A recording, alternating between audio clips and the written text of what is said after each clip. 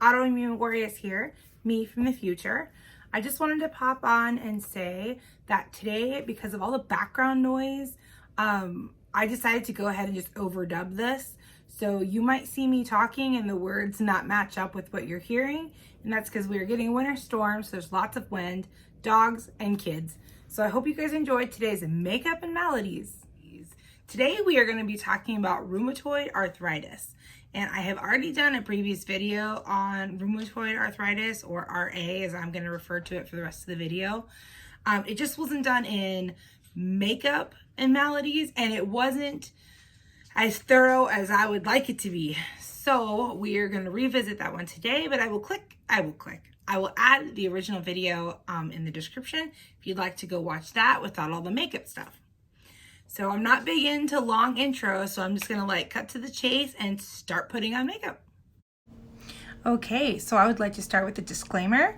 We are gonna talk about autoimmune disorders and other health-related topics, but I am not a doctor. I am not giving advice. This is just for educational and fun purposes. So today we're talking about rheumatoid arthritis. I chose this one because it's the most common autoimmune disorder in the United States, with a prevalence of around 2.5 million people. RA mainly attacks the joints, and usually many joints at once. Rheumatoid arthritis commonly affects joints in the hands, wrists, and knees.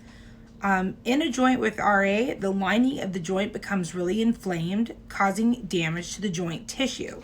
This tissue damage can cause long-lasting and chronic pain, unsteadiness like lack of balance, and deformities like misshapenness. RA can also affect other issues throughout the body and cause problems in organs such as the lungs, heart, and eyes. Again, like I said earlier, you might see me talking and what I'm saying now doesn't match up with my voice. That is because I am overdubbing it because my kids are home on Christmas vacation. Well, I homeschool, so they're home anyway, but they're in and out and it's pretty loud.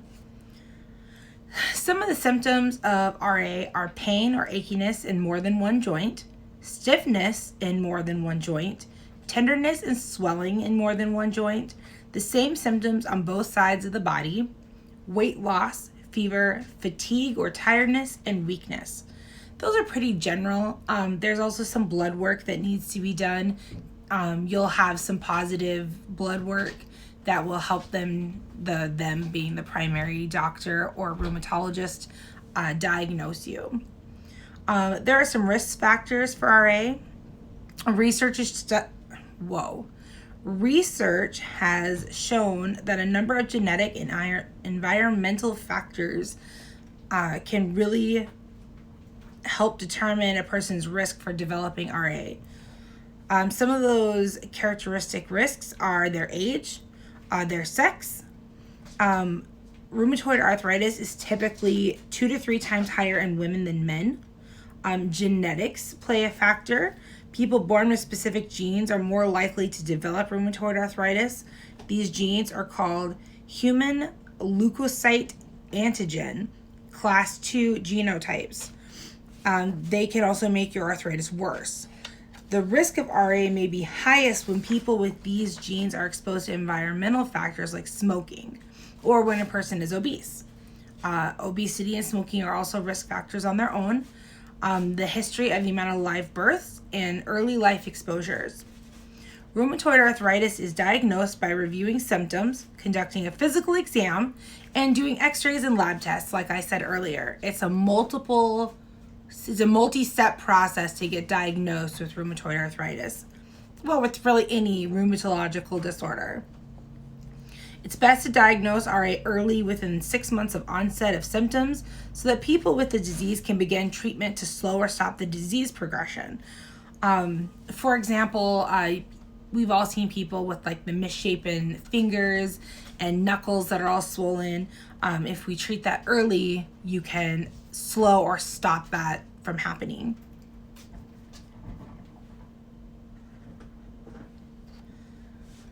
Okay. Diagnosis and effective treatments, particularly treatments to suppress or control inflammation, can help reduce damaging effects of rheumatoid arthritis.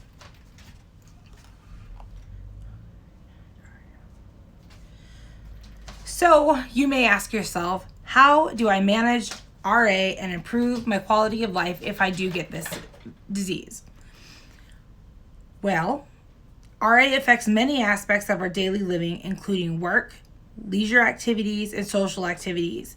Fortunately, there are multiple low-cost strategies in the community that are proven to increase your quality of life. Get physically active. That is so important with almost any, I would say almost any disease where you're capable of being physically active. Go to programs like yoga or let's say Pilates, or I do Just Dance occasionally with my kids. It's good to keep your joints moving. Join like a self-management education class, something to help you stay socially active, physically active, and keep the brain and joints moving. Stop smoking. I said this in other videos. If you smoke and you have rheumatoid arthritis, if you have a rheumatological condition or something that is autoimmune related, stop smoking. Smoking is inflammatory and it is horrible for you, even if you don't have RA. If you just saw in the video, I was flexing my hands and I switch arms when I'm doing my makeup from time to time. That is because I have joint inflammation and joint pain and swelling, and it's very difficult for me to do my makeup one-handed throughout the whole process. I really have to switch it up. So you might be asking, what are some of the treatments for rheumatoid arthritis? That would be NSAIDs, non-steroidal medicines like ibuprofen, Tylenol, naproxen. I guess Tylenol is not an NSAID. Steroids. And then there are the big hitters, the disease-modifying anti-rheumatic drugs, the DMARDs, DMARDs. These drugs can slow the progression of rheumatoid arthritis and save the joints and other tissues from permanent damage. Some of these are pretty common with people who have autoimmune diseases. Methotrexate, Plaquenil. Plaquenil's hydrochloroquine that's been getting a lot of press in the media lately with how it helps COVID. There's also others like leflunomide. I'm just butchering these. Sulfasilinicide. They're hard to say, but they are the disease-modifying anti-rheumatic drugs. And then we have biologic agents, also known as biologic response modifiers. This is a new class of drugs under the DMARDs category, and these include things like Humira or Orncia. Yeah, I'm sorry I butchered those words. But rheumatoid arthritis, along with many other autoimmune diseases, are difficult when you get the diagnosis, but very manageable when you get a treatment plan. I think rheumatoid arthritis is, I don't want to say one of the easier ones to get diagnosed with. There's very clear markers if you either have it or you don't. As I've talked about before, I have mixed connective tissue disease along with some other autoimmune diseases, and it's very complicated to diagnose those. As you can see, today I did blue and purple on my eyes, and that was in honor of the ribbon colors for rheumatoid arthritis. If you have any more questions on rheumatoid arthritis, you can look it up at the website arthritis.org, and they will tell you everything you need to know.